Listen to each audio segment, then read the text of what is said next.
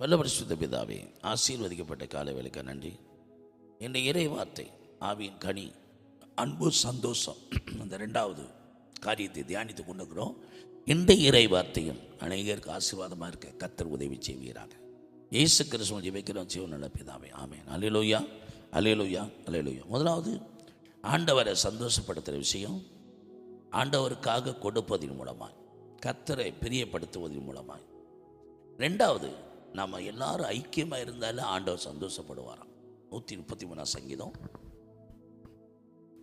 இதோ சகோதரர் ஒருமித்து வாசம் பண்ணுகிறது, எத்தனை நன்மையும் எத்தனை இன்பமுமானது. ஆண்டவருக்கு இன்பமும் நன்மை, அவர் நம்ம ஐக்கியமாக இருப்பது போல.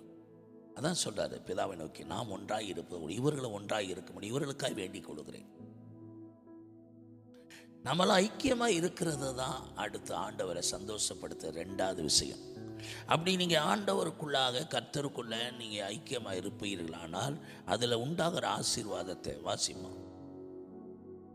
அது ஆரோனுடைய சிரசின் மேல் ஊற்றப்பட்டு அவனுடைய தாடியிலே வடிகிறதும் அவனுடைய அங்கிகளின் மேல் இறங்குகிறதுமான நல்ல தைலத்துக்கும் எர்மோன் மேலும் சீயோன் பர்வதங்கள் மேலும் இறங்கும் பனிக்கும் ஒப்பாய் இருக்கிறது. அங்கே கர்த்தர் என்றென்றைக்கும் ஆசீர்வாதத்தையும் ஜீவனையும் கட்டளையிடுகிறார். பாருங்க, நம்ம ஐக்கியமா இருக்க எர்மோன் மலை மேல சீயோன் பர்வதம் இறங்குற பனிக்கு ஒப்பான ஆசீர்வாதம். ஆரோன சிரசில் ஊட்டப்படுகிற அபிஷேக தைலம் எப்படி அவர் தலையிலிருந்து தாடியில் இறங்கி அங்கியில் இறங்கி எப்படிலாம் நினைக்குதோ, வீடு முழுது நிரம்புதோ, அதை போலவே நம்ம ஐக்கியமாக இருக்கும்போது அங்கே ஆண்டு எர்மோன் மலை சீயோன் பர்வதத்துக்கு இறங்குற பனிக்கு ஒப்பான ஆசீர்வாதம், அங்கே ஆசீர்வாதத்தையும் ஜீவனையும் கட்டளிடுகிறார்.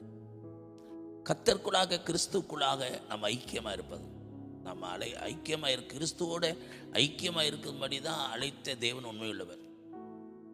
நம்ம இயேசு கிறிஸ்துவோட ஐக்கியமாக இருப்பதற்கு நம்ம அழைத்த பிதாவாகி தேவன் உண்மையுள்ளவர். அந்த ஐக்கியம் யாரோடு இருக்கணுமா? நம்ம அவரோடும் அவருடைய பிள்ளைகளோடு இருக்கணும்.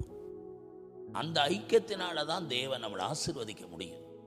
இதை கேட்குறாருமே கர்த்தருடைய பிள்ளைகளை, தேவனோடு தேவ பிள்ளைகளோடு ஐக்கியமாக இருக்கீங்களா? சபையாரோடு ஒரு மனமாக இருக்கீங்களா? ஐக்கியமாக இருக்கீங்களா? கருத்து வேறுபாடு இல்லாமல், ஏற்றத்தாழ்வு இல்லாமல், உயர்ந்தவன் தாழ்ந்தவன், ஏழை பணக்காரன், இந்த சிந்தனைகளோடு இல்லை. எல்லாம் ஒரே ரத்தத்தில் கழுவப்பட்டு ஒரே ஆவியை பெற்றவர்கள், ஒரே சரீரங்கிற உணர்வோடு நீங்கள் ஐக்கியமாக இருக்கும்போது தான் கர்த்தர் நம்மை ஆசீர்வதிக்க முடியும். ஆண்டவரை சந்தோஷப்படுத்துகிற விஷயம், அவரை நீங்கள் சந்தோஷப்படுத்திட்டாலே போதும். அவரை மகிழ்ச்சியாக்குங்க, அவரை பிரியப்படுத்துங்க. முதலாவது அவருக்கு கொடுப்பதன் மூலமாக பிரியம், ரெண்டாவது நம்ம ஐக்கியமாக இருப்பதினால அவர் பிரியப்படுகிறார். அதனால நம்ம ஆசீர்வதிக்கிறார். நம்ம ஆசீர்வதித்து நம்மளை சந்தோஷப்படுத்துகிறார். அங்கே தான் ஜீவனம், அங்கே தான் ஆசீர்வாதம் இருக்குதான். இந்த செய்தி கேட்குறது என்னுடைய ஒரு வேலை, குடும்பத்திலேயோ சபைக்குள்ளேயோ சில கருத்து வேறுபாடுகள் மூலமாக பகைமையாக இருப்பீர்கள். ஆனால் இன்றைக்கி பகைமையை ஒழிச்சிருங்க, பாசத்தோடு உறவாருங்க, ஒப்புரவாங்க. இன்றைக்கே போய் சமாதானமாயிருங்க. இன்றைக்கே கர்த்தரால் உண்டாகிற ஆசீர்வாதம், தடைப்பட்டுக்கிற ஆசீர்வாதம், பணமோ பொருளோ பதவியோ வேலையோ எது தடையாக இருந்தால் கர்த்தர் ஆசீர்வதிச்சிருவார், தடையை எடுத்து விட்டுருவார். நீங்கள் ஐக்கியமாக இருந்தாலும் தடை நீங்கிடும். இப்பொழுது அதை முடிவெடுங்க, தீர்மானம் பண்ணுங்கள். இந்த வாரத்தில் உங்களுக்கு அற்புதம் நடக்கும். சபையில் சாட்சி சொல்லுவீங்க. இயேசு கிறிஸ்துவை ஜெபிக்கிறோம் ஜீவன் நல்ல பிதாவே, ஆமென்.